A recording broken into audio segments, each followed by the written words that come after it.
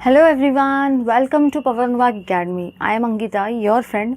और गाइस, आज के क्लास में हम लोग देखेंगे आपका नेक्स्ट वाला part, transition and inner transition elements वाले चैप्टर का। तो लास्ट वाले क्लास में हम लोगों ने इंटरस्टिशियल कंपाउंड की डेफिनेशन देखी थी कि इंटरस्टिशियल कंपाउंड क्या होते हैं। एक बार हम लोग क्विकली रिवाइज कर लेते हैं। एक ऐसे कंपाउंड्स या तो एक ऐसे क्रिस्टल लैटिस जिसमें जो भी छोटे छोटे आइटम्स होते हैं, स्मॉल आइटम्स होते हैं, जैसे कि मैंने बताया था HCN, मतलब ये हाइड्रोजन, कार्बन और नाइट्रोजन, वो ट्रैप हो जाते हैं इंटरस्टिशियल स्पेसेस में। मतलब ये वो स्पेसेस जो एटम्स के बीच में होती है किसी भी क्रिस्टल में, ठीक है। तो ऐसे कंपाउंड को हम लोग इंटरस्टिशियल कंपाउंड्स बोलते हैं। तो इंटरस्टिशियल कंपाउंड्स का डेफिनेशन तो लास्ट वाले क्लास में देख लिया था, बट इंटरस्टिशियल कंपाउंड की हम लोगों ने प्रॉपर्टीज़ जो थी वो लास्ट वाले क्लास में नहीं देखी थी। तो एक बार क्विकली वो सारी की सारी प्रॉपर्टीज़ को 5 मिनट्स के अंदर कंप्लीट कर लेते हैं, ठीक है। तो चलिए अब आ जाते हैं सारे के सारे।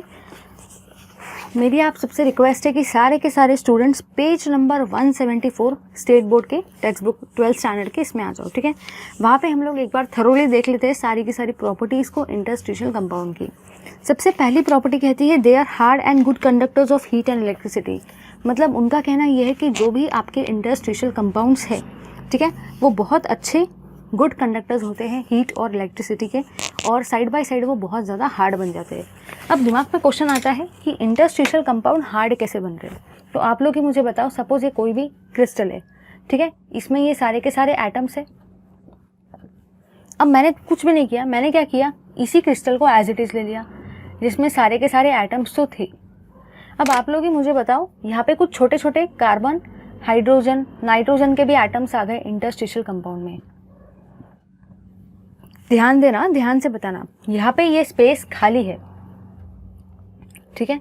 तो ये उतने ज़्यादा हार्ड नहीं रहेंगे, कम हार्ड रहेंगे। लेकिन अगर मैं बात करती हूँ इसकी, तो इसमें छोटे छोटे एटम्स जो थे कार्बन, हाइड्रोजन, नाइट्रोजन के, वो ट्रैप हो गए। इसका मतलब इसकी जो हार्डनेस रहेंगी वो बहुत ज़्यादा बढ़ जाएगी। इसलिए मैं इसको हार्डेस्ट भी बोल सकती हूँ या तो वेरी मच हार्डर भी बोल सकती हूँ। समझे या नहीं समझे? तो ये प्रॉपर्टी का क्या कहना है कि इंटरस्टिशियल कंपाउंड्स जो होते हैं उनमें कार्बन, हाइड्रोजन और नाइट्रोजन ट्रैप हो जाता है इंटरस्टिशियल स्पेसेस में, जिसके वजह से वो बहुत ज़्यादा हार्ड बन जाते हैं, बहुत ज़्यादा हार्ड, ठीक है। बस वही वाली चीज़ें। और गुड कंडक्टर्स होते हैं हीट और इलेक्ट्रिसिटी के। नेक्स्ट पॉइंट कहता है their chemical properties are similar to the parent metal. जैसे वो रहते हैं वो एक्चुअली पैरेंट मेटल जैसे रहते हैं, उनकी केमिकल प्रॉपर्टीज सेम रहती है, हाँ, लेकिन हार्डनेस चेंज हो जाती है और कंडक्टिविटी प्रॉपर्टी भी चेंज हो जाती है, ठीक है। Next point, their melting point are higher than the pure metal. अब आप लोग ही मुझे बताओ, ध्यान देना ज़रा, ये हार्ड है, ये सिर्फ हार्ड है, मतलब इसका जो मेल्टिंग पॉइंट रहेगा वो कहीं ना कहीं कम रहेगा, और ये हार्डेस्ट है। अगर कोई भी चीज़ बहुत ज़्यादा स्ट्रॉन्गर है, बहुत ज़्यादा हार्ड है, हार्डेस्ट है, तो उसको मेल्ट करने के लिए टेम्परेचर भी कैसा लगेगा, बहुत ज़्यादा, मतलब उसका मेल्टिंग पॉइंट भी कैसा रहेगा, बहुत ज़्यादा। समझे या नहीं समझे?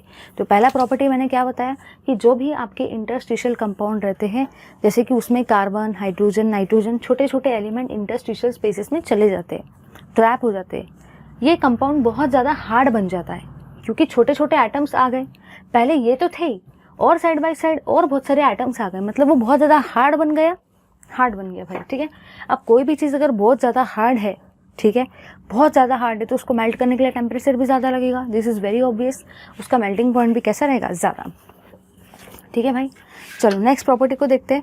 The densities are less than the parent metal. ये जो इंटरस्टिशियल कंपाउंड होते हैं इनकी डेंसिटी पैरेंट मेटल से कम होती है। और आपको बोल रखा है metal carbides are chemically inert and extremely hard as diamond and hydrides of transition metal are used as powerful reducing agent. उसने आपको दो चीज़ें बताया। पहली चीज़ है मेटल के कार्बाइड्स। अगर मेटल में कार्बन का ट्रैपिंग होता है, एक बार देख लेते हैं इसको भी।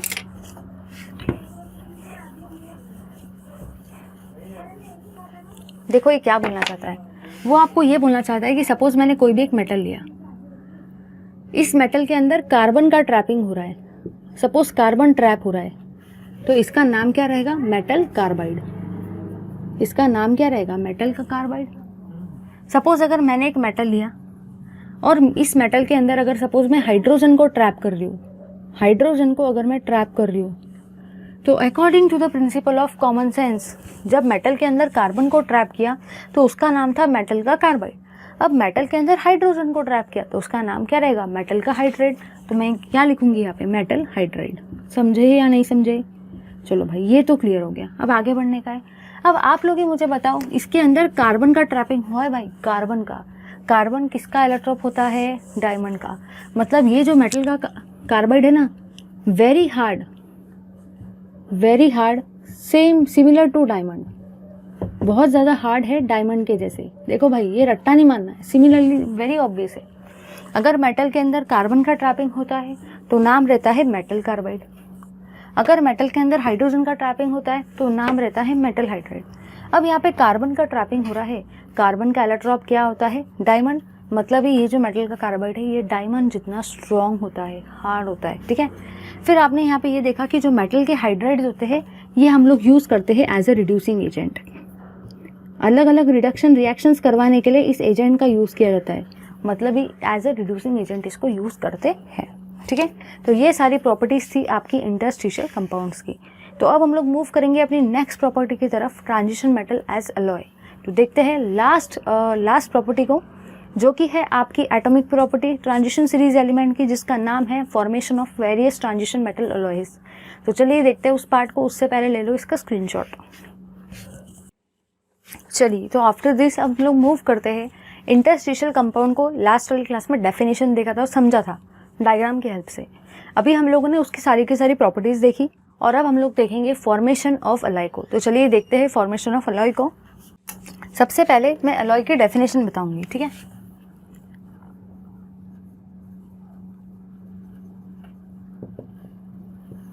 फॉर्मेशन ऑफ अलॉय, और इसी अलॉय में सबसे पहले हम लोग देखेंगे अलॉय के डेफिनेशन को कि अलॉय में एक्चुअली होता क्या है। अलॉय में एक्चुअली क्या होता है, इन दिस फिनोमिना, एक बार मैं लिख लेती हूँ फिर मैं आपको बढ़िया तरीके से समझा के देती हूँ। Atoms of one element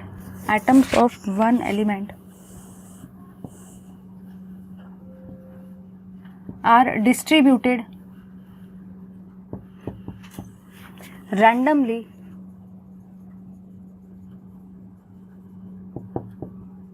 into the other lattice. Atoms of one element are distributed into other lattice.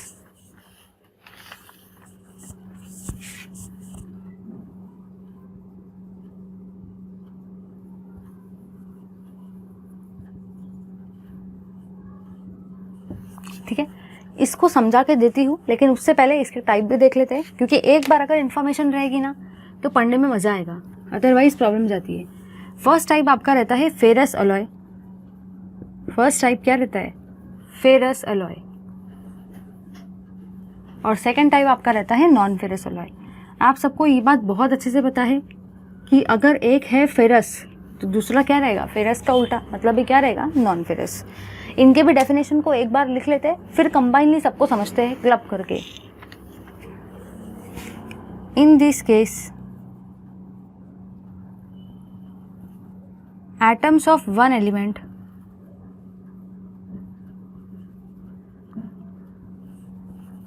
Are distributed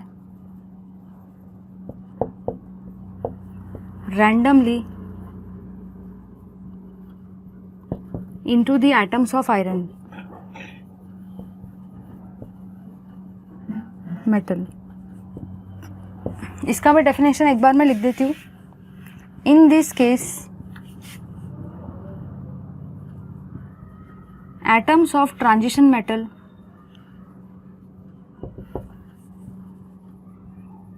other than iron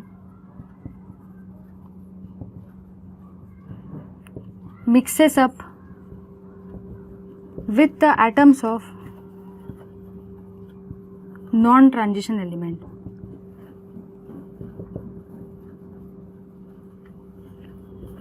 चलो भाई समझते हैं। अब डेफिनेशन वाला बोरिंग वाला पार्ट कंप्लीट हो गया। मुझे पता है आपको बहुत बड़ा बोर मारता है जब मैं ये सारे के सारे डेफिनेशंस बताती हूँ। अब देखते हैं इसको। यहाँ पे आपको बोल रखा है कि सबसे पहले अलॉय होता क्या है। अलॉय का मतलब ये होता है कि आप लोगों ने बचपन से पढ़ते आए हो, स्कूल में भी बहुत देखा होगा कि अलॉय मतलब क्या होता है। जब भी दो या दो से ज़्यादा मेटल एक दूसरे के साथ में मिक्स होते हैं तो उससे हमारा अलॉय बनता है। सबको ये बात बहुत अच्छे से पता है। आपने शायद 5th 6th 7th स्टैंडर्ड में भी ये वाली चीज़ पढ़ी होंगी कि जब दो या दो से ज़्यादा मेटल एक दूसरे के साथ कंबाइन होते हैं, मिलते हैं, मिक्सअप होते हैं, तो वहाँ पे आपके अलॉय का फॉर्मेशन होता है। लेकिन अब हम लोग 12th में आ गए, तो अगर हमको अब अलॉय की डेफिनेशन देना है तो हम लोग वो स्कूल डेज वाली डेफिनेशन नहीं दे सकते, थोड़ा सा डेफिनेशन को एडवांस लेवल पे लेके जाना पड़ेगा। तो अब आपका डेफिनेशन ये कहता है कि इस केस में अलॉय एक्चुअली कैसे बनते हैं, जब एक एलिमेंट के जो एटम्स होते हैं वो दूसरे एलिमेंट के अंदर में डिस्ट्रीब्यूट हो जाए। मतलब देखो कैसे, सपोज ये आपका एक एलिमेंट है, ठीक है, और ये आपके एक एलिमेंट के एटम्स हैं। तो अब आपके जो एक एलिमेंट के एटम्स है वो दूसरे एलिमेंट के अंदर में कुछ इस तरीके से डिस्ट्रीब्यूट हो जाए, तो इसी को हम लोग क्या बोलते हैं, अलॉय। मतलब ये आपका एक एलिमेंट है, ये आपका सेकेंड एलिमेंट है, ये वाला सेकेंड एलिमेंट है।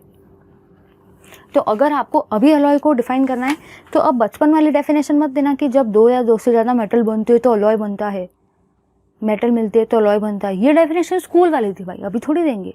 अभी आप क्या डेफिनेशन दोगे कि जब एक मेटल के एटम्स दूसरे मेटल के अंदर में या दूसरे क्रिस्टल लैटिस के अंदर में डिस्ट्रीब्यूट हो जाए रैंडमली, एक मेटल के एटम्स दूसरे मेटल के अंदर में या दूसरे क्रिस्टल लैटिस के अंदर में डिस्ट्रीब्यूट हो जाए रैंडमली, तो ऐसे केस को हम लोग अलॉय बोलते हैं। समझ गए ना? अब बस आपको ये बोलना है, जब एक मेटल के एटम्स दूसरे क्रिस्टल के अंदर में या दूसरे मेटल के अंदर में डिस्ट्रीब्यूट हो जाए रैंडमली, तो उसको हम लोग अलॉय बोलते हैं। अब अलॉय के टोटल 2 टाइप होते हैं, एक होता है आपका फेरस अलॉय और एक होता है आपका non ferrous alloy. Ferrous alloy में बस आपको इतना याद रखना है, फेरस का मतलब आयरन होता है। तो नॉन फेरस का मतलब क्या रहेगा, जिसमें आयरन नहीं रहेगा। ठीक है, समझ गया ना? तो फेरस का मतलब आयरन रहता है, तो जिसमें आयरन रहेगा उसको हम लोग फेरस अलॉय बोलेंगे। अब इसका नाम ही है नॉन फेरस। वो खुद बोल रहा है, भाई मेरा नाम नॉन फेरस है। फेरस मतलब आयरन होता है, नॉन फेरस मतलब क्या रहेगा, आयरन नहीं रहेगा। वो खुद बोल रहा है कि मेरा नाम ही बोलता है, मेरा नाम ही है नॉन फेरस, मेरे अंदर में आयरन नहीं रहने वाला है।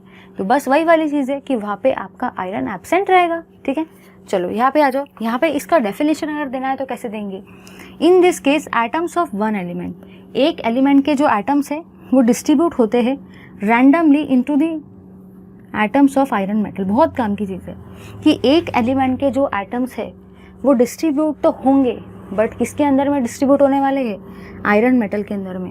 अब दिमाग में क्वेश्चन आता है कि मैम आयरन मेटल ही क्यों, क्योंकि भाई इसका नाम ही है फेरस अलॉय, फेरस में आयरन तो आने ही वाला है ना, तभी तो उसका नाम है फेरस अलॉय। मतलब एक मेटल के एटम्स या एक एलिमेंट के एटम्स आयरन के अंदर डिस्ट्रीब्यूट होंगे। अब यहाँ पे क्या बोल रखा है ज़रा देखना, यहाँ पे आपको ये बोल रखा है कि ट्रांजिशन मेटल तो रहेंगे भाई, ट्रांजिशन मेटल तो रहेंगे, लेकिन आयरन नहीं रहेगा। क्या लिखा है, अदर देन आयरन, आयरन नहीं रहेगा, क्योंकि नाम ही है नॉन फेरस अलॉय जिसमें आयरन नहीं रहेगा। तो इन this case atoms of transition metal mixes up with the atoms of non transition metal. मतलब ट्रांजिशन मेटल के जो एटम्स हैं आपके वो मिक्स होंगे नॉन ट्रांजिशन मेटल के एटम के साथ, लेकिन इसके अंदर में आयरन नहीं आएगा, क्योंकि इसका नाम ही क्या है, नॉन फेरस अलॉय। लो इसका सारे के सारे स्क्रीनशॉट लेने से पहले एक बार हम लोग इसके एग्जाम्पल्स को भी देख लेते हैं। तो इसके जो आपका एग्जाम्पल है, इसका एग्जाम्पल है क्रोमियम स्टील। आप लोगों ने स्टील के अलग अलग टाइप्स देखे होंगे, पता है ना, स्टील में अलग अलग टाइप के अलॉयज होते हैं, बट याद रखना स्टील में आयरन होता है, तभी तो स्टील हार्ड रहता है, स्टील में आयरन होता है। क्रोमियम स्टील, निकल स्टील, स्टेनलेस स्टील तो भाई उसमें ये तो हमारे घर का यूटेंसिल है, स्टेनलेस स्टील है ना, इन सब में आयरन होता है। और अगर नॉन फेरस अलॉय की एग्जाम्पल की बात करें तो इसका एग्जाम्पल है ब्रास, क्योंकि ब्रास जो होता है वो कॉपर और जिंक का अलॉय होता है। तो एक ट्रांजिशन मेटल है और दूसरा ट्रांजिशन मेटल नहीं है, क्योंकि मैंने आपको सबसे फर्स्ट वाले क्लास में बताया था कि जो भी आपका जिंक होता है वो ट्रांजिशन मेटल नहीं होता है, याद है ना, बताया था। ठीक है भाई, चलो इसका स्क्रीनशॉट ले लो सारे के सारे। चलिए भाई, अब हम लोगों ने अलॉय वाले पार्ट को तो फिनिश कर लिया। ठीक है, अलॉय के टाइप्स भी देख लिए, फेरस अलॉय क्या होता है, नॉन फेरस अलॉय क्या होता है, और हम लोगों ने साइड बाय साइड एग्जांपल्स भी देखे कि फेरस अलॉय के आपके एग्जांपल्स होते हैं स्टेनलेस स्टील, क्रोमियम स्टील, निकल स्टील, और यहाँ पे आपके नॉन फेरस के अलॉय के एग्जाम्पल होते हैं कॉपर और जिंक का मिक्सचर, दैट मीन्स ब्रास। ठीक है, तो चलिए अब मूव करते हैं हम लोग यूजेस ऑफ अलॉय को। एक बार यूजेस ऑफ अलॉय को भी देख लेते हैं एकदम बढ़िया तरीके से 5 मिनट के अंदर में, जिससे कि वो भी क्लियर हो जाए कि अगर पेपर में यूजेस ऑफ अलॉय आ जाए तब भी आप लोग वो अच्छे से करके आओ। तो चलिए देखते हैं यूजेस ऑफ अलॉय को ज़्यादा टाइम वेस्ट किए बिना 5 मिनट के अंदर में। यूजेस ऑफ अलॉय,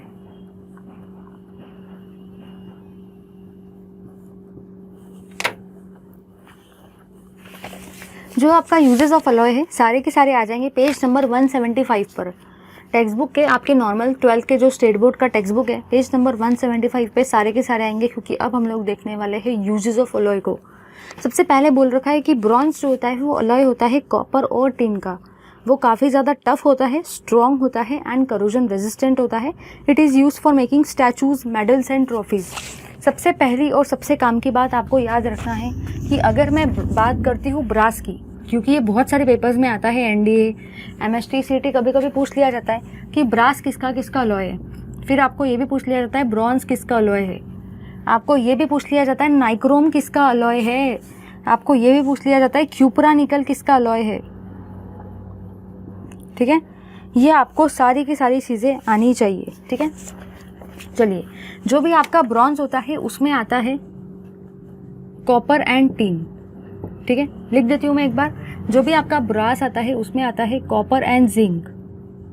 जो भी आपका नाइक्रोम आता है उसमें आता है निकेल एंड क्रोमियम। और जो भी आपका क्यूपरा निकल आता है उसमें आता है कॉपर एंड निकेल। ठीक है, तो ये वाली चीज़ तो मैंने लिख दी। चलिए अब बढ़ते आगे की तरफ। आपको फर्स्ट पॉइंट जो यहाँ पे दे रखा है वो ये है कि आपका जो भी ब्रॉन्ज होता है वो अलॉय होता है कॉपर और टिन का। याद रखने का तरीका देखो कैसा है। इसमें जेड आ रहा है तो इसके अपोजिट वाले में जिंक रहेगा, इसमें जिंक नहीं आएगा, क्योंकि हर बार पेपर में कन्फ्यूजन होता है।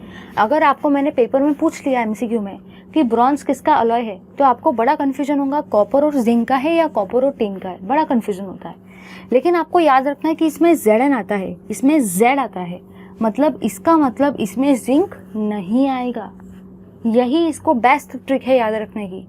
इसमें Z आता है, इसका मतलब इसमें जिंक नहीं आएगा, इसके ऊपर वाले में जिंक आएगा। याद रखने का तरीका समझ गया ना। ब्रॉन्ज में Z आता है, इसका मतलब उसमें जिंक नहीं आएगा, उसके ऊपर वाले ब्रास में जिंक आएगा।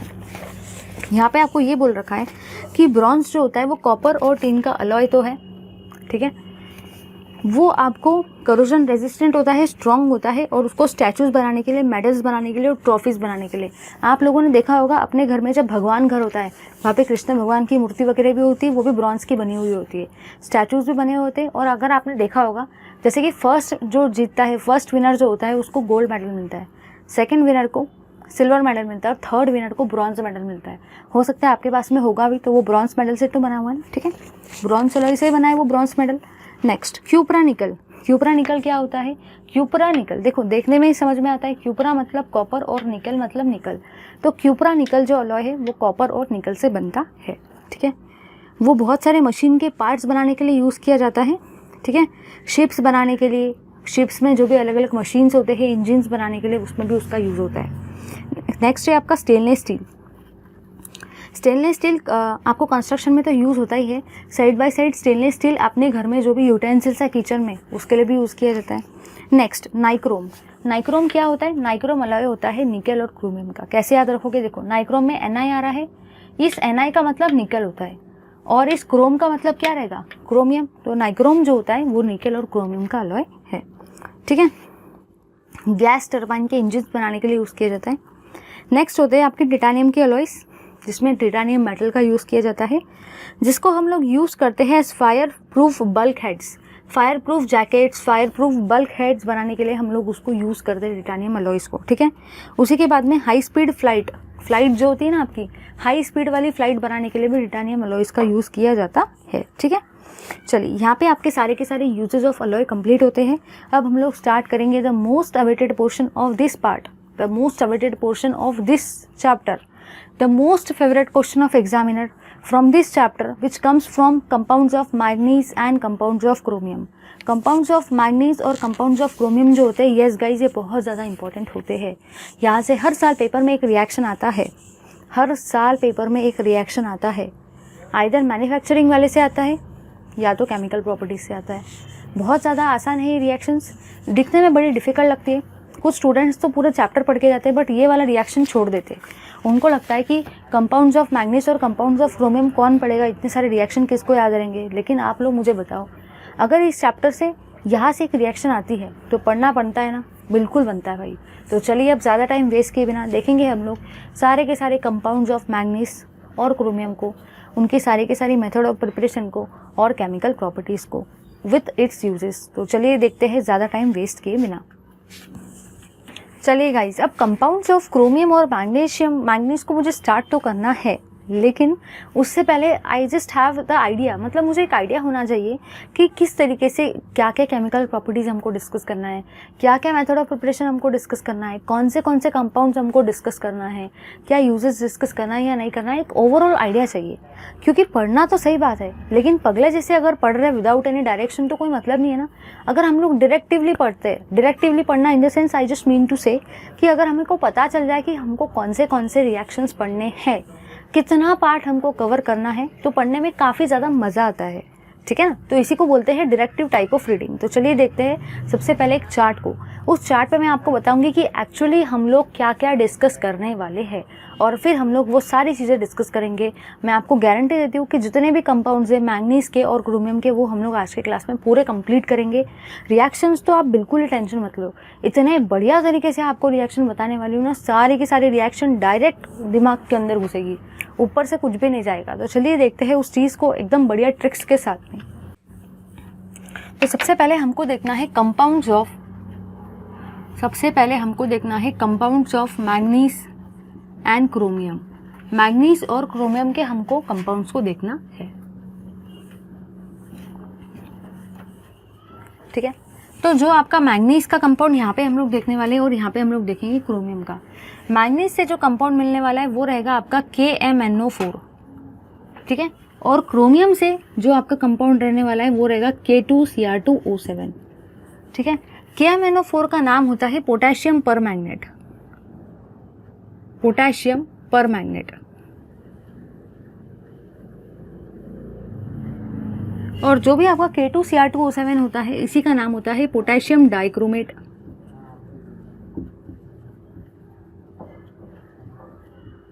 तो यहाँ पे मैंने क्या देखा, सबसे पहले मैंने ये देखा कि मुझे दो टाइप के कंपाउंड को स्टडी करना है, एक है मैग्नीज और एक है क्रोमियम। मैग्नीज का जो कंपाउंड है उसका नाम है KMnO4 जिसका नाम होता है पोटेशियम परमैंगनेट, और एक होता है क्रोमियम का जिसका नाम है K2Cr2O7 potassium dichromate. Second thing, आपके दिमाग में क्वेश्चन आएगा कि क्या मैग्नीज का सिर्फ एक ही कंपाउंड पॉसिबल है, क्या क्रोमियम का सिर्फ एक ही कंपाउंड बनता है? नहीं, बहुत सारे कंपाउंड बनते हैं, बहुत सारे रिएक्शन होते हैं, लेकिन आपके सिलेबस में आपको सिर्फ और सिर्फ दो ही मेजर स्टडी करना है। उसका रीज़न ये है कि दोनों के दोनों बहुत अच्छे ऑक्सीडाइजिंग एजेंट है। इस KMnO4 के अंडर में हमको और फर्दर 3 चीज़ें डिस्कस करना है, और K2Cr2O7 के अंदर में हमको फर्दर 2 चीज़ें और डिस्कस करना है। ठीक है, KMnO4 के अंदर में सबसे पहले हमको डिस्कस करना है इसके प्रिपरेशन को। ठीक है, सेकेंड हमको स्टडी करना है इसकी केमिकल प्रॉपर्टीज़ को स्टडी करना है, और तीसरी चीज़ हमको देखना है इसके यूजेस को। यहाँ पे भी हम लोग को देखना है इसके प्रिपरेशन को, और प्रिपरेशन के बाद में इसी की हम लोग को देखना है केमिकल प्रॉपर्टीज़ को।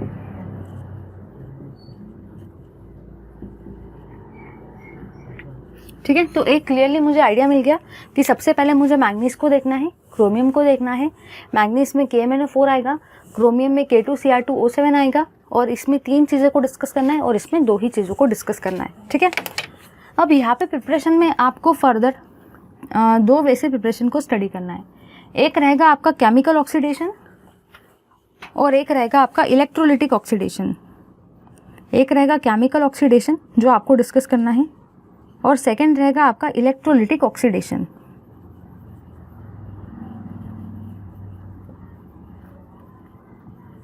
केमिकल प्रॉपर्टीज़ में हमको 2 चीज़ें स्टडी करना है। पहला रहेगा आपका इन एसिडिक मीडियम, कि एसिडिक मीडियम में आपकी केमिकल प्रॉपर्टीज़ कैसी रहती है, और सेकंड हमको डिस्कस करना है इन अल्केलाइन मीडियम और वीकली अल्केलाइन मीडियम। यहाँ पे प्रिपरेशन में हमको देखना है इंडस्ट्रियल मेथड ऑफ प्रिपरेशन, मतलब ये आपका इंडस्ट्रियल प्रोसेस हमको स्टडी करना है, या तो हम लोग बोल सकते हैं इंडस्ट्रियल मेथड ऑफ प्रिपरेशन।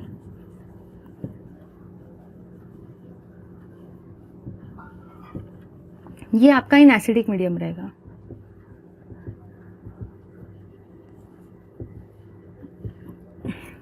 तो चलो देखो, अब इतने सारे रिएक्शंस थे लेकिन हमने एक चार्ट बना लिया। अब चार्ट बनाने से क्या हुआ, वो एकदम इजी हो गया।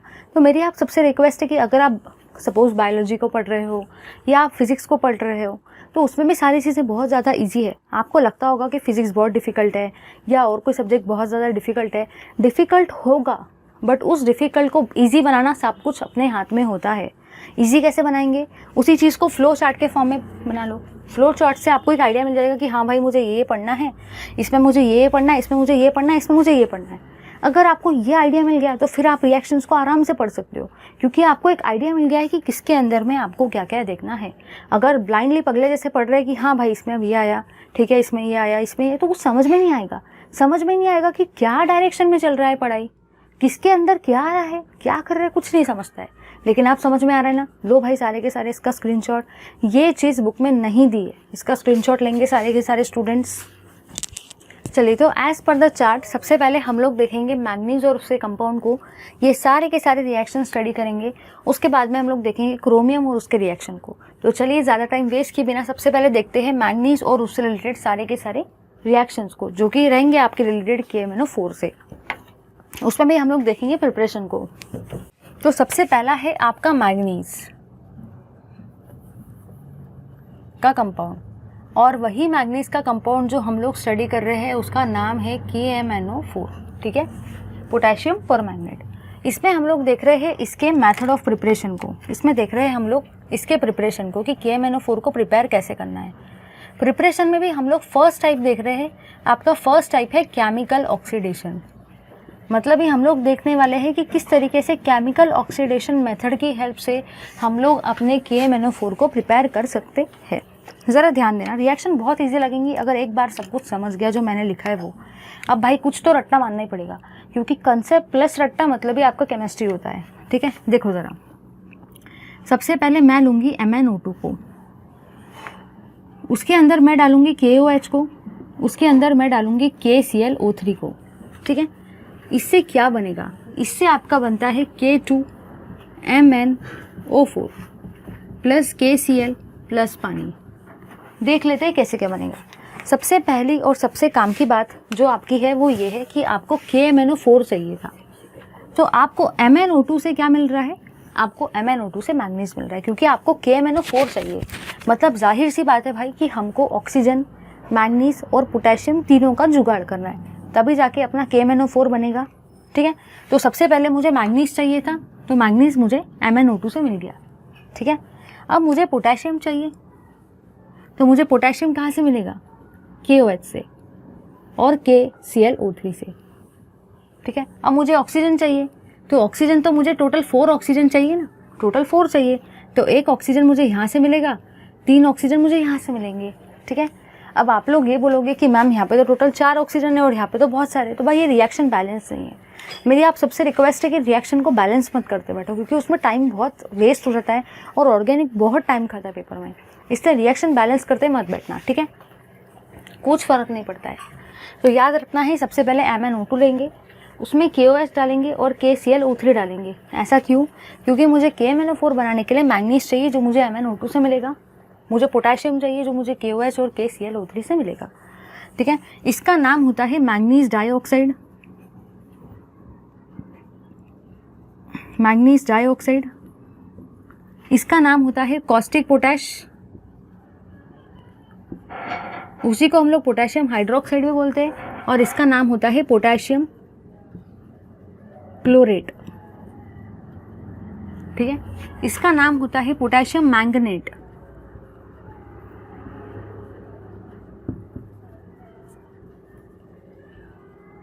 ठीक है।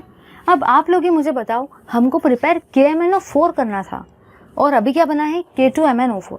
आप लोग बोलेंगे मैम आपने गलत लिखा है, हमको KMnO4 बनाना था और आपने तो K2MnO4 लिखा, लेकिन गलत नहीं है, क्योंकि इस प्रिपरेशन में 2 से 3 स्टेप्स इन्वॉल्व होते हैं, ठीक है। पहले स्टेप में नहीं बनता है, 2-3 स्टेप इन्वॉल्व होते हैं।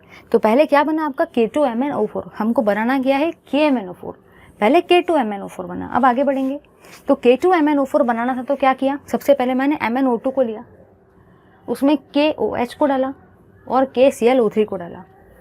ठीक है, जाहिर सी बात है मुझे मैंगनीज चाहिए था इसलिए मुझे MnO2 लेना पड़ा, मुझे पोटेशियम चाहिए था इसलिए KOH और KClO3 लेना पड़ा। ठीक है, अब देखो क्या होगा, दो वे से आप कर सकते हैं। ये हुई आपकी स्टेप नंबर 1।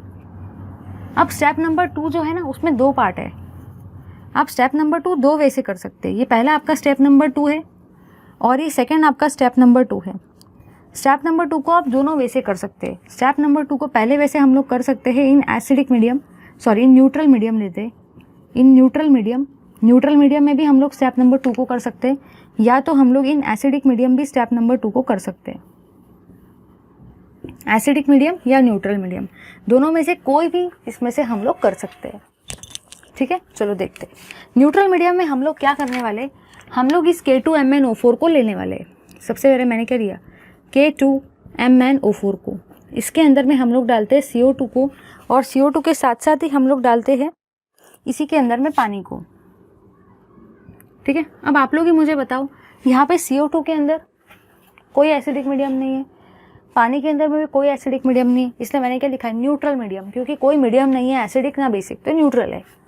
अगर मैं लेती हूँ एसिडिक मीडियम, तो एसिडिक मीडियम में भी मैंने K2MnO4 को ही लिया है, K2MnO4 को ही लिया है, बट अब इसके अंदर में मैंने H+ आयन को डाला, क्योंकि जो H+ आयन होते हैं वो एसिड से आते हैं, वो एसिडिक मीडियम को शो करते हैं। ठीक है, चलो बढ़ेंगे आगे की तरफ। आप सबको पता है, मुझे बताने की ज़रूरत नहीं है, हमको KMnO4 को प्रिपेयर करना है, मतलब जाहिर सी बात है यहाँ पे KMnO4 तो बनने वाला है, जाहिर सी बात है यहाँ पे भी KMnO4 तो बनने वाला है। पहले सुनो, आप लोग बोलेंगे मैम रिएक्शन बैलेंस नहीं हो रही है ये वाली, थोड़ा सा वेट करो, सब समझा के देती हूँ। ठीक है, तो मैंने आपको क्या बताया कि अगर मुझे K2MnO4 बनाना है तो सबसे पहले मुझे मैंगनीज चाहिए और पोटेशियम चाहिए, इसलिए मैंने MnO2, KOH और KClO3 को लिया, तो उससे मुझे K2MnO4 मिला जिसका नाम था पोटेशियम मैंगनेट। उसी के साथ साथ मुझे KCl मिला और पानी मिला। ठीक है, फिर अब ये K2MnO4 है, लेकिन मुझे तो KMnO4 बनाना था, तो मैंने 2 टाइप के मीडियम लिए। टोटल इसमें 2 स्टेप होती है। स्टेप नंबर 1 सबके लिए कॉमन है, स्टेप नंबर 2 आप इन दोनों में से कुछ भी ले सकते हो, जो आपको रिएक्शन पसंद आ रही है आप वो रिएक्शन करो। आप न्यूट्रल मीडियम में भी कर सकते हैं, एसिडिक मीडियम में भी कर सकते हैं। अब क्या बात है, देखो न्यूट्रल मीडियम है, मतलब इसके अंदर में CO2 और पानी डाला, और एसिडिक मीडियम है, एसिड में क्या होता है H+, तो H+ को डाला। ठीक है, अब प्रोडक्ट क्या बनने वाला है वो तो आपको ही पता है, क्योंकि दिख ही रहा है KMnO4 बनेगा, तो ज़्यादा टेंशन नहीं लेने का, टेंशन बस दूसरों को देने का, क्योंकि अपन को केमिस्ट्री में साइंटिस्ट थोड़ी बनना है कि कौन कहाँ पे गया, कैसे क्या रिएक्शन हुई, वो सब थोड़ी देखना है भाई। KMnO4 बना दो, काम खत्म। आगे बढ़ेंगे, आगे आप लोगों ने क्या जाना, अब देखो क्या हुआ, आपको यहाँ पे क्या लिया था आप लोगों ने, MnO2। इस रिएक्शन की स्पेशलिटी ये है, आपने MnO2 लिया था ना, आपको MnO2 वापस मिल जाता है, दोनों केस में आपको MnO2 वापस मिलता है। आप लोग इसको कितना भी रट्टा मारेंगे ना तो भी आपको पेपर में याद नहीं आएगा, लेकिन अगर ये ऐसी ट्रिक से जाओगे ना जो मैं आपको बता रही हूँ, आप अगर वैसे ट्रिक के हिसाब से जाते हो तो आपको 101% में लिख के देते, सारे के सारे रिएक्शन एग्जैक्टली लिख के आएंगे पेपर में, सारे के सारे। MnO2 स्टार्टिंग में लिया था। इस रिएक्शन की स्पेशलिटी ये है कि रिएक्शन खत्म होने के बाद में आपको MnO2 दोनों केसेस में मिल जाता है। Either step number 2 neutral medium से जाओ या आप लोग एसिडिक मीडियम से जाएंगे। अब आप लोगों ने यहाँ पे ये देखा कि जब भी H+ आयन आता है लेफ्ट में तो उसके जगह पे हमेशा पानी आता है, H+ आयन हमेशा पानी देके जाता है, और यहाँ पे आपको मिलता है KHCO3 टाइम्स, KHCO3 टाइम्स। ये CO3 कहाँ से आ रहा है, ये CO2 जो है ना वो आपको CO3 दे रहा है। ठीक है, समझ में आ गया, एक बार फटाक से देख लेते हैं। पहले मैंने आपको ये बताया कि सबसे पहले हम लोगों ने केमिकल ऑक्सीडेशन करवाया, ठीक है, उसकी हेल्प से K2MnO4 बनाया। K2MnO4 से 2 वे है बनाने के, आपकी मर्जी से आप ये भी यूज़ कर सकते हैं, ये भी, दोनों लिखने की पेपर में ज़रूरत नहीं है, जो अच्छी लगती है वो लिखो। ठीक है, इसके अंदर अगर न्यूट्रल वे से जाते हैं तो CO2 प्लस पानी डालेंगे तो उससे KMnO4, MnO2 और KHCO3 मिलेगा। ठीक है, फिर मैंने आपको ये बताया एसिडिक मीडियम में H+ आयन रहेंगे, क्योंकि H+ आयन ही एसिड में होते हैं। ठीक है, थोड़ा डिफिकल्ट है, समझना पड़ेगा। इसका मतलब ऐसा नहीं कि टीचर बहुत ख़राब पढ़ा रहा है, इसका मतलब ये भी नहीं कि मेरा दिमाग बहुत ख़राब है क्योंकि मुझे नहीं समझ रहा, ऐसा कुछ नहीं है भाई। टॉपिक ही डिफ़िकल्ट है, ना मेरी गलती ना आपकी गलती, लेकिन अपन ट्रिकफुली समझने की कोशिश करेंगे सभी को। डिफ़िकल्ट टॉपिक है भाई ये, सुनो भाई ध्यान से। फिर आप लोगों ने क्या देखा कि आपने यहाँ पे MnO2 लिया था। इस रिएक्शन की स्पेशलिटी ये है कि जो लिया था ना वो वापस दे के जाता है। वो MnO2 दोनों को उसने वापस दे दिया। पहले लिया था, वापस मिल गया। KMnO4 तो मिलना ही है, क्योंकि वही तो रिएक्शन का प्रोडक्ट प्रिपरेशन करना है। फिर आगे आप लोगों ने क्या देखा कि जब भी H+ आयन आता है तो पानी दे के जाता है, और जब भी CO2 आता है KHCO3 दे के जाएगा। अब भाई इसका नाम पोटेशियम मैग्नेट था। इसका नाम पता है क्या रहता है? पोटेशियम पर मैग्नेट। क्या नाम रहता है भाई? पोटेशियम पर मैग्नेट। इसका नाम भी वही रहता है, पोटेशियम पर मैग्नेट। अब पोटेशियम मैंगनेट और पोटेशियम पर मैग्नेट में क्या फ़र्क है भाई? ज़रा देखो इधर, ये K2MnO4 है, यहाँ पे एक ही पोटेशियम है। एक मतलब ही क्या आता है? पर। यहाँ पे भी एक ही पोटेशियम है, एक मतलब ही क्या आता है? पर। अब आप लोग बोलेंगे मैम एसिडिक मीडियम में तो K2MnO4 दिया ही नहीं है बुक में, MnO4 2- दे रखा है। अब आप लोग ही मुझे बताओ भाई, ये आयोनिक फॉर्म में दे रखा है, तो मैं भी इसको आयोनिक फॉर्म में अगर लेना चाहूँ, अगर आपको इसको ऐसे नहीं लिखना है तो आप वैसे भी लिख सकते हो, दोनों अलाउड है। देखो जब मैं यहाँ से 2 पोटेशियम को हटाऊंगी तो इसके ऊपर चार्ज कितना आएगा? 2-। जाहिर सी बात है, 2 पोटेशियम को हटाया, चार्ज 2- आएगा। ज़रूरी नहीं है कि बुक में आपको यही रिएक्शन लिखना है, पेपर में कि बुक में यही दिए, ऐसा कुछ नहीं रे बाबा। आप इसके जगह पे K2MnO4 भी लिख सकते। किसी के अंदर इतना दम नहीं कि आपके मार्क्स काट ले, वो K2MnO4 भी लिख सकते, क्योंकि K2MnO4 ही तो MnO4 2- है ना भाई। K2MnO4 ही तो MnO4 2- है ना भाई। यहाँ पे आप लोग देखो क्या करेंगे, यहाँ पे एक पोटेशियम से अटैच है, तो आप लोग यहाँ पे ऐसा भी तो कर सकते हैं, इस पोटेशियम को हटा दिया तो इसके ऊपर 1- चार्ज आ जाएगा। इसी के जगह पे आप KMnO4 भी ले सकते हो। एक पोटेशियम को हटाया तो 1- चार्ज आता है। समझे या नहीं समझे? लो स्क्रीनशॉट। चलिए भाई, अब हम लोगों ने केमिकल ऑक्सीडेशन तो देख लिया, अब हम लोग देखते हैं इलेक्ट्रोलिटिक ऑक्सीडेशन को, ज़्यादा टाइम वेस्ट किए बिना जल्दी से। तो आपका जो इसमें आता है सेकंड टाइप, वो है electrolytic oxidation. Second method of preparation, जैसे कि मैंने आपको चार्ट में बताया था, तो सेकंड मेथड ऑफ प्रिपरेशन जो आपका KMnO4 का है वो है भाई इलेक्ट्रोलिटिक ऑक्सीडेशन। तो देखेंगे इलेक्ट्रोलिटिक ऑक्सीडेशन क्या कहता है। तो आप लोगों ने यहाँ पे ये देखा कि सबसे पहले हम लोग इसके अंदर K2MnO4 लेते हैं, ठीक है। जैसे कि अभी मैंने आपको बताया था कि K2MnO4 जो होता है वो पोटेशियम मैंगनेट होता है, पोटेशियम मैंगनेट, ठीक है। इसके अंदर में हम लोग डालते हैं पानी को, और इसके अंदर में हम लोग डालते हैं ऑक्सीजन को। यहाँ पे आपका इलेक्ट्रोलिसिस होता है, इलेक्ट्रोलिटिक ऑक्सीडेशन होता है, और इसी से आपका बनता है KMnO4 और KOH। इसी का नाम होता है पोटेशियम पर मैग्नेट, ठीक है। चलो देखते हैं जल्दी से। सबसे पहली बात, आधे लोग रट्टा मारते, रट्टा भी ऐसा मारते भाई कि इलेक्ट्रोलिटिक ऑक्सीडेशन में K2MnO4 पानी के साथ और ऑक्सीजन के साथ में रिएक्ट होता है, 10-10 बार बोलते, फिर भी उनको याद नहीं होता और पेपर में नहीं लिख के आते। ऐसा क्यों? क्योंकि वो ट्रिकफुली नहीं पढ़ते, सिर्फ ब्लाइंडली रट्टा मारते। ब्लाइंडली रट्टा मारने वाले कई एग्जिस्ट नहीं कर सकते केमिस्ट्री में।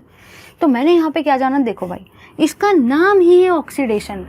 अगर ऑक्सीजन नहीं लेंगे तो वो नाम बोलेगा कि मैं बहुत गुस्सा हो गया, मेरे नाम में ही ऑक्सीडेशन आ रहा था और आपने ऑक्सीजन नहीं लिया, ऐसा कैसा हो सकता है भाई। तो ऑक्सीडेशन नाम है, इसका मतलब आपको ऑक्सीजन को तो लेना ही पड़ेगा भाई। और क्या देखा, और आपने ये देखा, सोचने की बात है भाई, अगर आपको इलेक्ट्रोलिसिस करवाना है तो आप लोग एनोड और कैथोड लेते हो, एनोड और कैथोड लेते हो भाई, लेते हो ना, सारे के सारे लेते। इलेक्ट्रोलिसिस करवाना है तो एनोड और कैथोड तो लेंगे हम लोग, लेकिन आपको इसमें ये वाली बात भी याद रखना है, ये वाली बात भी याद रखना है कि इसके अंदर में हम लोग कुछ ना कुछ सॉल्यूशन लेते हैं, कोई भी चीज़ का हम लोग सॉल्यूशन लेते हैं। और सॉल्यूशन का मतलब क्या होता है? सॉल्यूशन का मतलब कोई भी चीज़ होती है, समथिंग, जो भी चीज़ आप लेना चाहते हो उसी के साथ में आप पानी भी डालते हो। ऐसा डायरेक्टली थोड़ी नमक वमक ले लेंगे भाई, उसके अंदर में सॉल्यूशन बनाते हैं ना। अब सॉल्यूशन मतलब क्या होता है रे बाबा? सॉल्यूशन कैसे बनाते हैं? नमक का सॉल्यूशन कैसे बनाते हैं? नमक का पानी कैसे बनाते हैं, नमक में पानी डाल देते हैं, नमक का सॉल्यूशन बन जाता है, नमक का पानी बन जाता है, वही वाली चीज़ है भाई। तो अगर मुझे यहाँ पे K2MnO4 का सॉल्यूशन बनाना है तो कैसे बनाएंगे, उसके अंदर में पानी डाल देंगे। तो सबसे पहली बात, जब भी आपको इलेक्ट्रोलिटिक ऑक्सीडेशन करवाने का है तो नाम ही है ऑक्सीडेशन, मतलब आपको इसके अंदर में ऑक्सीजन को लेना पड़ेगा। सेकेंड बात यह है कि भाई इलेक्ट्रोलिसिस करवाने वाले हैं, कैथोड एनोड आने वाला है, तो सॉल्यूशन ही लेंगे ना। ऐसा थोड़ी डायरेक्टली सॉल्ट डाल के ले लेंगे, ले भाई ले रिएक्ट हो, ऐसा थोड़ी होने वाला है। पूरा आग लग जाएंगी, अपन भी जल जाएंगे, लैब भी जल जाएंगी, टीचर भी जल जाएंगी, सर भी जल जाएंगे, प्रिंसिपल भी जल जाएगा, स्कूल भी जल जाएगी, कॉलेज भी जल जाएगा। ऐसा नहीं कर सकते। सॉल्यूशन लेना पड़ेगा। सॉल्यूशन मतलब उसके अंदर पानी डालना पड़ेगा। इसलिए मैंने इसके अंदर में किसको डाला भाई, पानी को। अब ये तो बनाना बड़ा आसान है, सबको पता है कि अपन को KMnO4 बनाने का मतलब राइट हैंड साइड में कौन आने वाला है रे, KMnO4 ही आएगा। तो बस क्या याद रखेंगे, K2MnO4 इलेक्ट्रोलिटिक ऑक्सीडेशन अगर करवाने का है तो ऑक्सीजन तो डालना पड़ेगा, क्योंकि इलेक्ट्रोलिटिक नाम ही है ऑक्सीडेशन। लेकिन साइड में पानी भी डालेंगे क्योंकि सॉल्यूशन लेते हैं ना भाई। और राइट हैंड साइड में कौन आने वाला है, ऑफ कोर्स जो बनाने का है वही आएगा। मतलब ये अपना क्या रे, KMnO4 आएगा। लो भाई सारे के सारे इसका स्क्रीनशॉट। चलिए भाई, अब बढ़िया तरीके से हम लोग देखने वाले हैं, जैसे कि मैंने स्क्रीन पे लिख दिया है केमिकल प्रॉपर्टीज़ ऑफ KMnO4 को।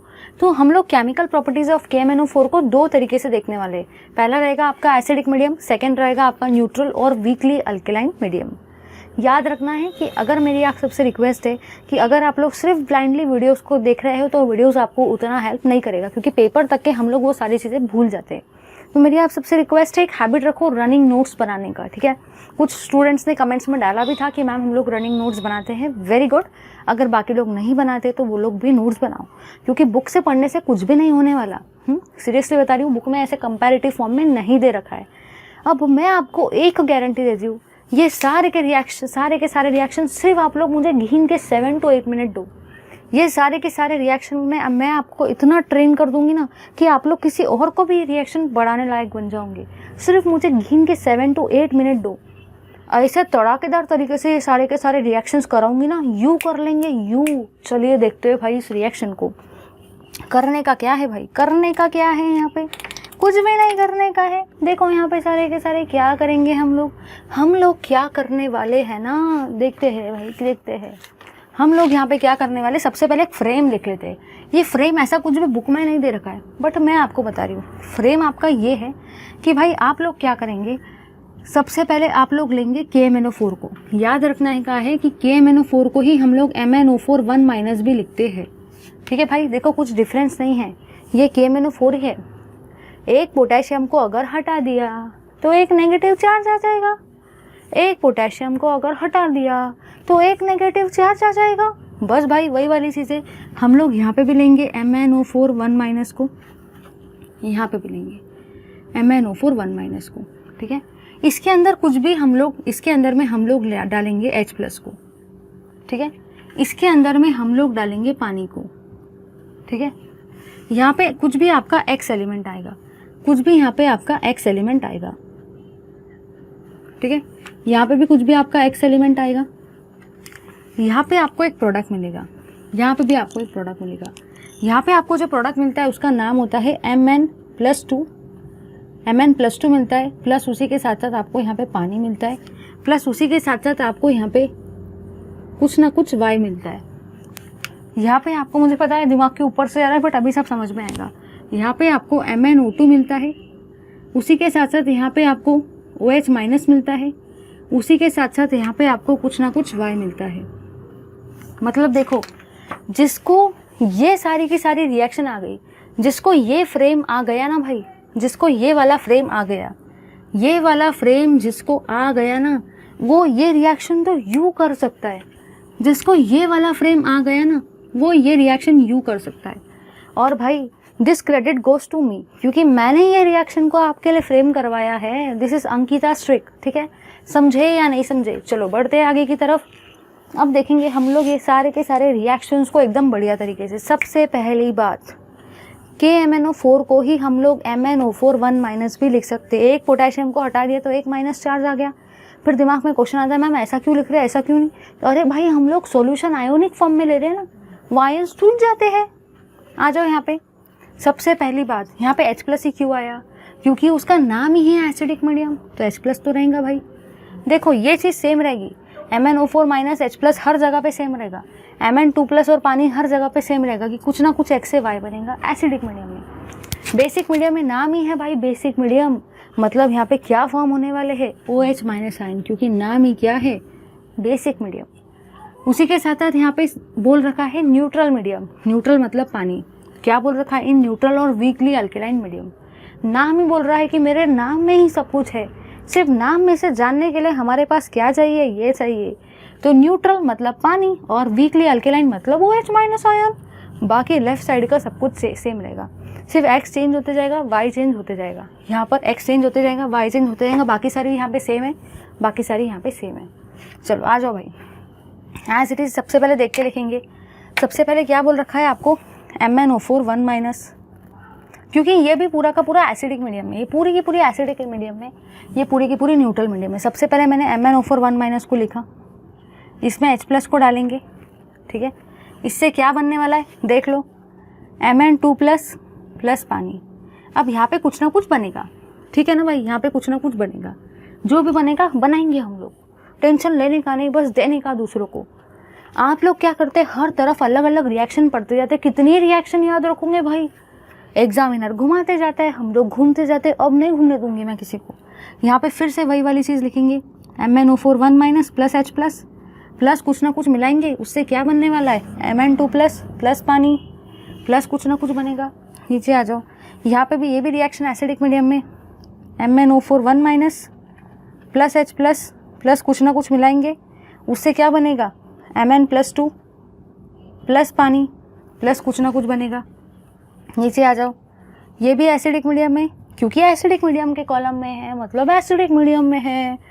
MnO4 1- उसमें भी डालेंगे H+ को, उसमें कुछ ना कुछ मिलाएंगे, क्या बनेगा भाई? Mn2+ प्लस पानी और कुछ ना कुछ बनेगा। समझ गया या नहीं समझा? चलिए भाई आ जाओ यहाँ पे, अब तो बड़ा आसान है रिएक्शन। अब देखो यहाँ पे X से कुछ ना कुछ Y बनने वाला है, ज़्यादा दिमाग नहीं लगाना, जो बोला गया उसको लिख दो। यहाँ पे क्या बोला, ये क्वेश्चन में दिया जाएगा कि oxidation of iodide to iodine, कुछ भी नहीं करने का। पहले कौन आया? पहले I- आया, बाद में कौन आया? बाद में आयोडीन आया, काम खत्म। इसका नाम क्या है? इसका नाम आयोडाइड है, इसका नाम क्या? आयोडीन है। जो दिखा वो लिखने का। पहले क्या आया? आयोडाइड, तो आयोडाइड को लिखा, बाद में क्या आया? आयोडीन। नीचे आ जाओ, पहले क्या आया भाई? Fe2+, दिखो भाई Fe2+ को, बाद में क्या आया? Fe3+, काम खत्म। कितना बढ़िया मैंने ट्रिक बनाया, लाइक और शेयर तो ज़रूर करने का। इधर आ जाओ, इधर है भाई H2S। H2S को देखो, जो भी आपका H2S रहता है ना, वो कुछ इस तरीके से टूटता है, twice of H+ plus S2-। अब आपको याद रखना, ये H2S को ही हम लोग S2- लिख सकते हैं, जैसे KMnO4 को MnO4 1- लिख सकते हैं ना। एक पोटेशियम को हटा दिया, एक माइनस चार्ज आ गया। अब H2S को क्या हम लोग S2- नहीं लिख सकते? बिल्कुल लिख सकते। 2 हाइड्रोजन को हटा दिया, 2 माइनस चार्ज आ गया, तो यहाँ पे क्या आएगा? S-2। क्या बनने वाला है उससे? सल्फर, जिसके ऊपर 0 ऑक्सीडेशन स्टेट है। समझ गए ना? नीचे आ जाओ, यहाँ पे कन्वर्शन करना है ऑक्सैलिक एसिड का। ऑक्सैलिक एसिड का फॉर्मूला क्या होता है? H2C2O4। इसी को हम लोग ऐसा भी लिख सकते हैं, ऑक्सैलिक एसिड को हम लोग ऐसा भी तो लिख सकते हैं भाई, ये भी तो ऑक्सैलिक एसिड ही है, H2C2O4। ये फॉर्मूला रट्टा नहीं होता तो ये वाला लिखो, H2C2O4। क्या बनेगा उससे? CO2 गैस बनेगी। कितना आसान था, मतलब जिसको ये फ्रेम आ गई ना, कुछ भी घुमा फिरा के आ जाए वो तो यूँ कर लेगा। समझे या नहीं समझे? ये फ्रेम स्पेशली मैंने आपके लिए फ्रेम किया। लाइक और शेयर तो बनता ही है भाई। क्या करेंगे? एज इट इज़ देख के लिख देने का, राइट हैंड साइड और लेफ्ट हैंड साइड में। X के जगह पे जो बोला गया है वो लिखते जाओ, Y के जगह पे जो बोला गया है वो लिखते जाओ। दिमाग नहीं लगाना है, जो बोला गया है वही लिखने का है, ठीक है भाई। यहाँ पे आ जाओ, यहाँ पे देखो क्या करेंगे हम लोग, oxidation of I- to iodate. यहाँ पे आपको बोल रखा है I- को आयोडेट में कन्वर्ट करना है, वो सब नहीं देखना है। सबसे पहले हम लोग क्या करेंगे, देखो भाई, MnO4, क्योंकि ये न्यूट्रल और वीकली एसिडिक मीडियम का है। न्यूट्रल मतलब पानी आएगा, वीकली अल्केलाइन मतलब बेसिक मतलब OH- आयन भी आएगा, वो खुद बता रहा है आपको, ठीक है। सब में ये वाली फ्रेम लिख देंगे क्योंकि ये सारे के सारे उसी मीडियम में आते हैं। MnO4 1- प्लस पानी प्लस कुछ ना कुछ मिक्स करेंगे, MnO2 plus OH minus ion plus कुछ ना कुछ फॉर्म होगा। नीचे आ जाएंगे, MnO4 1 माइनस प्लस पानी प्लस कुछ ना कुछ मिक्स करेंगे, क्या बनेगा, MnO2 plus OH minus ion plus कुछ ना कुछ बनेगा। नीचे आ जाएंगे, MnO4 1 माइनस प्लस पानी प्लस कुछ ना कुछ मिक्स करेंगे, क्या बनेगा, MnO2 plus OH minus ion plus कुछ ना कुछ। ठीक है, फ्रेम मैंने लिख दिया, फ्रेम याद कर लो, बस फ्रेम याद कर लो। ठीक है भाई, ऐसा नहीं कि पगले जैसे ये 7-8 रिएक्शन याद करते बैठे कि दिस प्लस दिस गिव। पगले जैसा रट्टा मत मारो, ट्रिकफुली रट्टा मारने का, रट्टा भी मारने का लेकिन रट्टा ट्रिकफुली मारने का, तब जाके मज़ा है। ठीक है, देखो भाई यहाँ पे क्या करेंगे, यहाँ पे किसका कन्वर्शन काय में करना है, ये आयोडाइड है, लेफ्ट हैंड साइड में आयोडाइड आया, राइट हैंड साइड में कौन आया, IO3 माइनस आया, IO3 माइनस आया। जो लेफ्ट में आया वो लेफ्ट में लिखो, जो राइट में आया वो राइट में लिखो। ज़्यादा दिमाग नहीं अप्लाई करना है, क्योंकि अपन सब केमिस्ट्री के साइंटिस्ट थोड़ी बन रहे, आप लोग थोड़ी बन रहे हो केमिस्ट्री के साइंटिस्ट। दूसरी बात, ये पेपर में दिया जाता है स्टेटमेंट, देख के लिख देने का। यहाँ पे आ जाओ, यहाँ पे लेफ्ट में क्या है, S2O3 2 माइनस, राइट में क्या है भाई, SO4 2 माइनस, थायोसल्फेट का सल्फेट में। नीचे आ जाओ, मैग्नस सॉल्ट, लेफ्ट में कौन आया, Mn2 प्लस, राइट में कौन आया, MnO2। समझे या नहीं समझे, ये सारे के सारे रिएक्शन थे एसिडिक मीडियम के, इसलिए एसिडिक मीडियम वाला फ्रेम यूज़ किया। ये सारे के सारे रिएक्शन थे बेसिक मीडियम के या तो न्यूट्रल मीडियम के, इसलिए बेसिक मीडियम वाला फ्रेम यूज़ किया। एक्स और वाई के वैल्यू चेंज होते जाएंगे, एक्स और वाई के वैल्यू चेंज होते जाएंगे, बाकी सारे रिएक्शन सेम रहेगी। एक्स और वाई की वैल्यू भी रट्टा नहीं मानना है, क्योंकि ये दिए जाते पेपर में। ठीक है, प्लीज़ बैलेंसिंग के चक्कर में मत पड़ो, नहीं तो टाइम खूब निकल जाएगा पेपर में। लो सारे के सारे इसका स्क्रीनशॉट, ये ऐसा पार्ट तो कहीं पे भी नहीं मिलेगा, लो स्क्रीनशॉट।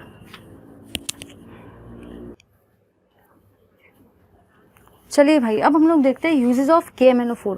KMnO4 को हम लोग यूजेस देख रहे हैं, पेज नंबर सारे के सारे पेज नंबर 176 पर आओ, उसमें हम लोग देखने वाले हैं KMnO4 के यूजेस।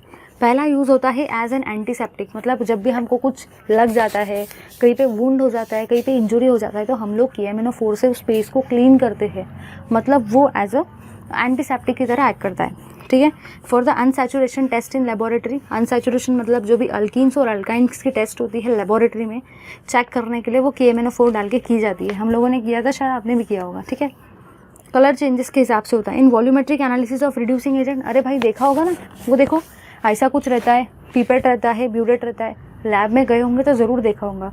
वो ऐसे ऐसे करके देखो, ऐसे ऐसे घुमाते जाते, ऊपर से वो पर्पल कलर का KMnO4 आते जाता, और नीचे में वो ऑक्सैलिक एसिड के साथ में टाइट्रेशन करते जाते। किया है क्या भाई, ये ऐसा आपका ब्यूरेट रहता है। ठीक है, ब्यूरेट रहता है, पीपेट से सकिंग करते ऐसा ऐसा करके, ये आपका कोनिकल फ्लैक्स रहता है, उसको ऐसा ऐसा घुमाते जाते, पर्पल कलर का ऊपर से KMnO4 आते जाता है, कोनिकल फ्लैक्स में ऑक्सैलिक एसिड होता है, ये ऐसे ऐसे उसको शेक करते जाते और इसको ऐसे ऐसे घुमाते जाते।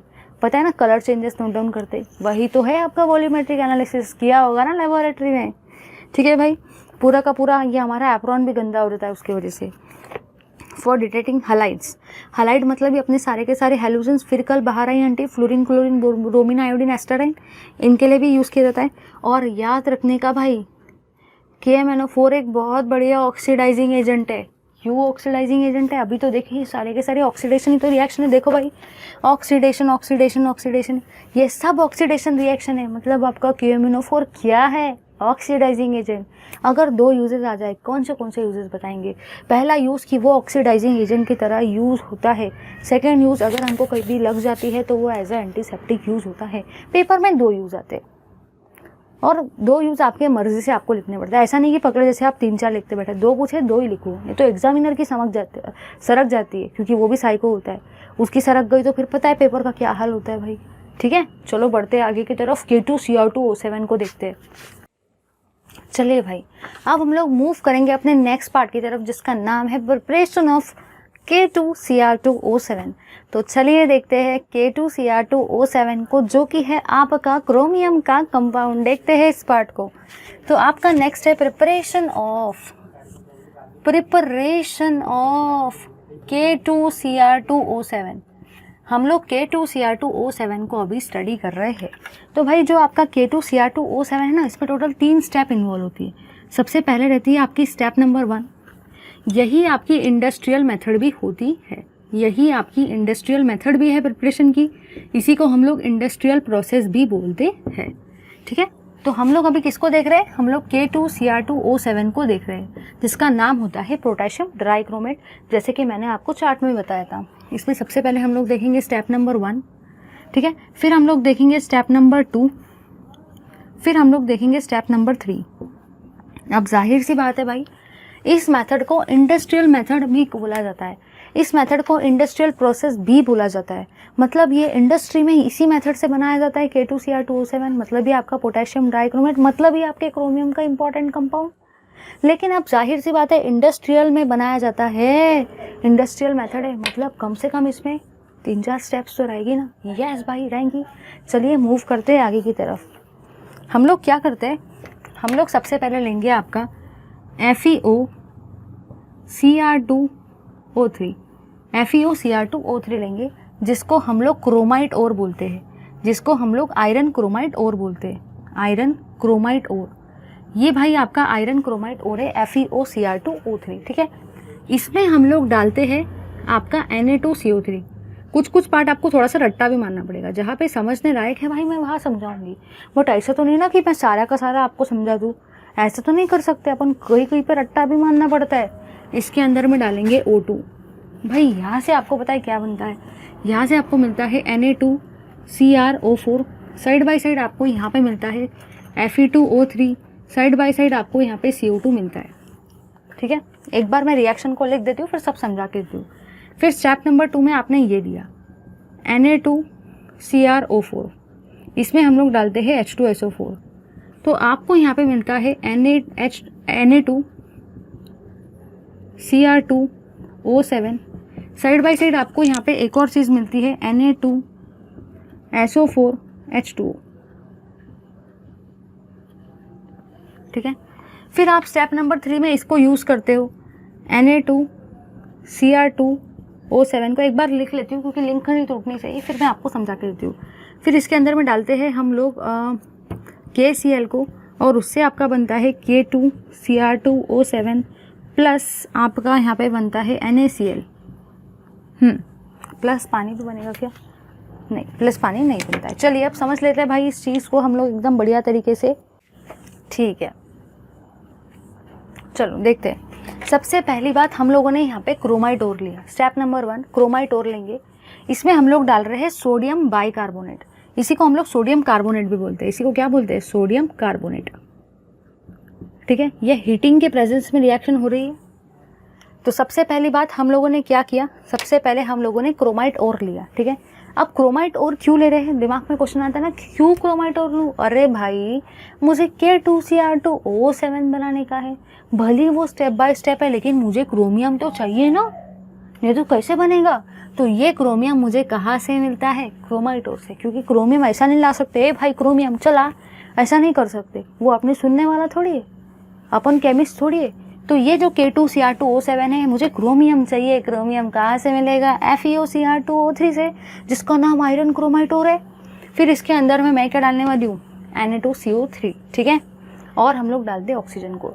आप सबको पता है ये Na2CO3 है, मतलब ये सोडियम कार्बोनेट है।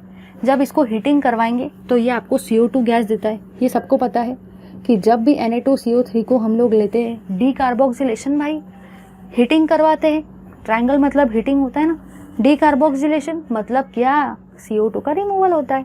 फिर क्या देखा आप लोगों ने, यहाँ से Na2 और यहाँ से Cr, क्या बनता है? Na2CrO4, जिसका नाम होता है सोडियम क्रोमेट।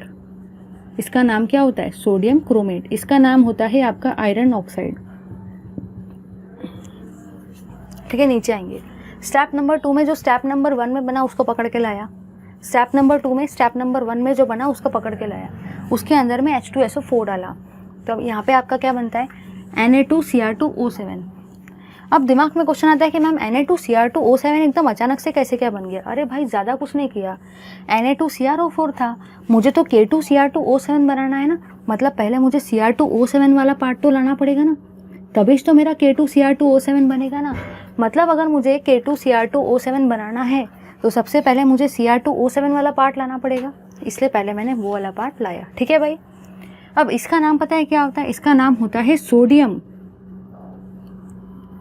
डाइक्रोमेट। इसका नाम क्या होता है? Sodium dichromate.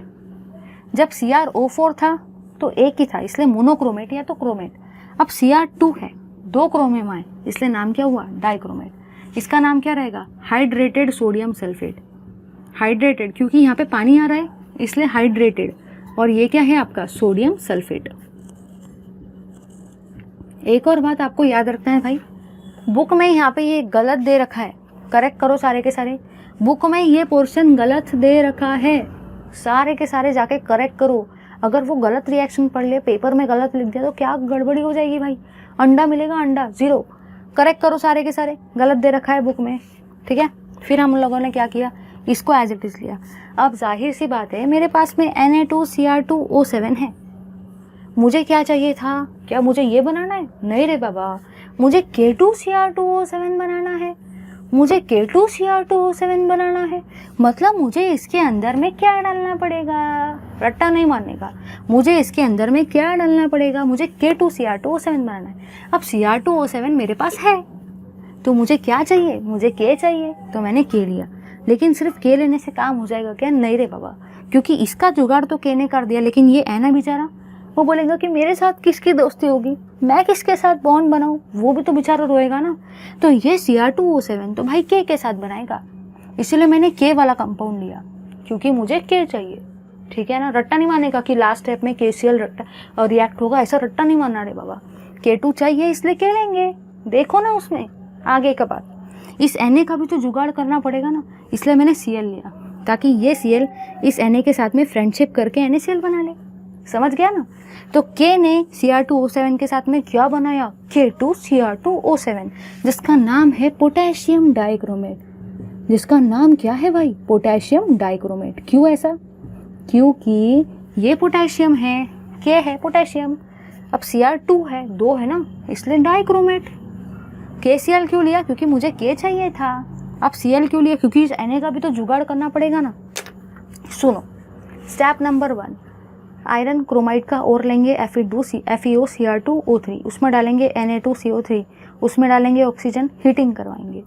Na2CO3 टाइम्स जो है वो डीकार्बोक्सिलेशन रिएक्शन दिखाएगा, CO2 रिमूव होगा, Fe2O3 फॉर्म होगा और Na2CrO4 बनेगा। Na2CrO4 को स्टेप नंबर 2 में लेंगे, उसमें डालेंगे H2SO4, तो क्या बनेगा? Na2Cr2O7। ठीक है, साइड बाय साइड ये प्रोडक्ट को करेक्ट कर लेना। फिर Na2Cr2O7 को पकड़ के लाए नीचे वाले स्टेप में, मुझे तो K2Cr2O7 बनाना है, इसलिए मैंने उसके अंदर में KCl को डाला। क्या बनेगा? K2Cr2O7 और Na और Cl एक दूसरे के साथ में रिएक्ट होकर क्या बना लेंगे? NaCl। समझे या नहीं समझे? लो इसका स्क्रीनशॉट, पेपर में आ चुका है बहुत बार। चलिए भाई, अब हम लोग देख लेते हैं अपना लास्ट वाला पार्ट। ठीक है, जो कि क्रोमियम वाले कंपाउंड का है, जो कि है आपका केमिकल प्रॉपर्टीज ऑफ K2Cr2O7। अब इसमें भी एक फ्रेम है, अगर आपको वो फ्रेम पता चल गई ना तो ये रिएक्शन तो आप लोग यू कर लेंगे, यू, लेकिन उसके लिए फ्रेम पता होनी चाहिए। तो फ्रेम स्पेशली मैंने आपके लिए प्रिपेयर किया है, इसको फ्रेम को आप अंकिता's फ्रेम भी बोल सकते हो। हम लोग देख लेते हैं इस पार्ट को। ये फ्रेम आपकी ये कहती है कि क्या होगा ना, सबसे पहले हम लोग लेंगे K2Cr2O7। ठीक है, जैसे कि आपकी ये रिएक्शन जो है वो एसिडिक मीडियम में है, तो एसिडिक मीडियम में अब हम लोग यहाँ पे H2SO4 ले रहे हैं। अगर आपको H+ लेना है तो आप H+ भी ले सकते हो, अगर आपको H2SO4 लेना है तो आप वही लो। ठीक है, चलता है, ऐसा कोई फ़र्क नहीं पड़ता। यहाँ पे बनता है K2SO4 plus Cr2SO4 3 times plus पानी। रिएक्शन बैलेंस करने के चक्कर में मत पड़ना, टाइम वेस्ट होता है। यहाँ पे कुछ ना कुछ X लेंगे और यहाँ पे कुछ ना कुछ आपका Y फॉर्म होगा। ठीक है, समझ गया ना इतना सबको? मतलब मैंने आपको अभी तक क्या बताया? मैंने बस आपको इतना बताया है भाई कि यहाँ पे हम लोग केमिकल प्रॉपर्टीज़ ऑफ K2Cr2O7 को डिस्कस कर रहे हैं। केमिकल प्रॉपर्टी मतलब जिसमें वो चीज़ एज अ रिएक्टेंट करके यूज़ करेंगे अलग अलग प्रोडक्ट को फॉर्म करने के लिए। ये रिएक्शन इन एसिडिक मीडियम है। एसिडिक मीडियम का मतलब ही हुआ भाई कि इसमें हम लोग को एसिड लेने का है, इसलिए मैंने इसके अंदर में सल्फ्यूरिक एसिड को लिया। ये चीज़ें कॉमन रहेगी। K2SO4 पे बनता है, Cr2SO4 3 टाइम्स से बनता है, पानी भी बनता है। अब ये x और ये y चेंज होते जाएगा, ठीक है। तो सबसे पहले अपन क्या करेंगे, सबसे पहले यहाँ पे लिख देंगे K2Cr2O7 प्लस H2SO4 प्लस कुछ ना कुछ ऐड करेंगे, बनेगा क्या, K2SO4 plus Cr2SO4 3 times plus पानी और कुछ ना कुछ साइड में बनेगा। बैलेंसिंग के चक्कर में मत पड़ो, नीचे भी वही काम करना है क्योंकि वो भी एसिडिक मीडियम में है। K2Cr2O7 प्लस H2SO4 प्लस कुछ ना कुछ मिलाएंगे, उससे क्या बनेगा, K2SO4 और क्या बनेगा, Cr2SO4 3 टाइम्स और क्या बनेगा, पानी और क्या बनेगा, कुछ ना कुछ बनेगा, ठीक है भाई। याद रखना है, यहाँ पे क्या दिख रहा है, यहाँ पे आपको Ki दिख रहा है, तो आप लोग Ki को ले लेंगे, Ki को ले लेंगे। लेफ्ट हैंड साइड में क्या आया, ये चीज़ दे देंगे। राइट हैंड साइड में किसको बनाने का है, आयोडीन को, बना दिया आयोडीन को। लेफ्ट हैंड साइड में क्या आया, राइट हैंड साइड में आयोडीन को लिख दिया। यहाँ पे देखो लेफ्ट हैंड साइड में क्या है भाई, H2S, राइट हैंड साइड में क्या है, S, लिख देंगे ना सारे के सारे। बस वही वाली चीज़ है, कितनी आसान सी रिएक्शन थी। ये रिएक्शन को लोग छोड़ के जाते, पूरा चैप्टर पढ़ते बट ये रिएक्शन नहीं पढ़ते क्योंकि ये रिएक्शन टफ है। बट पता है इतना पागलपंती करके आते क्योंकि रिएक्शन पेपर में आती है बट रिएक्शन नहीं पढ़ते, बाकी पूरा चैप्टर पढ़ के जाते हैं। अब बताओ यार, ये रिएक्शन नहीं पढ़ते हैं जो कि पेपर में आती, बाकी सब पढ़ के जाते जो आता नहीं है। तो स्ट्रैटेजी के हिसाब से खेलना चाहिए, वो पढ़ो ना जो सच में आने वाला है, ठीक है। तो आपको बस क्या याद रखना है, ये फ्रेम याद रखो, ये फ्रेम हर जगह पे रिपीट हो रही है, सिर्फ ये x और y चेंज हो रहे हैं। अब x और y क्या रट्टा मारना नहीं रे बाबा, दिया जाएगा। इसको जो दिया है लेफ्ट हैंड साइड में उसको लेफ्ट में लिखो, जो राइट में दिया है उसको राइट में लिखो, कर सकते हैं ना भाई। यहाँ पे आपके सारे के सारे कंपाउंड्स ऑफ मैंगनीज और क्रोमियम होते हैं ख़त्म फाइनली, जो कि सबसे ज़्यादा डिफिकल्ट पार्ट था इस चैप्टर का। Thank you very much for watching this video, keep watching my videos. अगर आपने अभी तक के लाइक शेयर और कमेंट नहीं किया है तो प्लीज़ डू कमेंट। अब भाई इतने बढ़िया वीडियो के लिए लाइक्स तो बनता ही है क्योंकि आगे आगे आपके लिए और भी तो बढ़िया बढ़िया वीडियो लेके आना है ना। चलिए भाई, थैंक यू वेरी मच।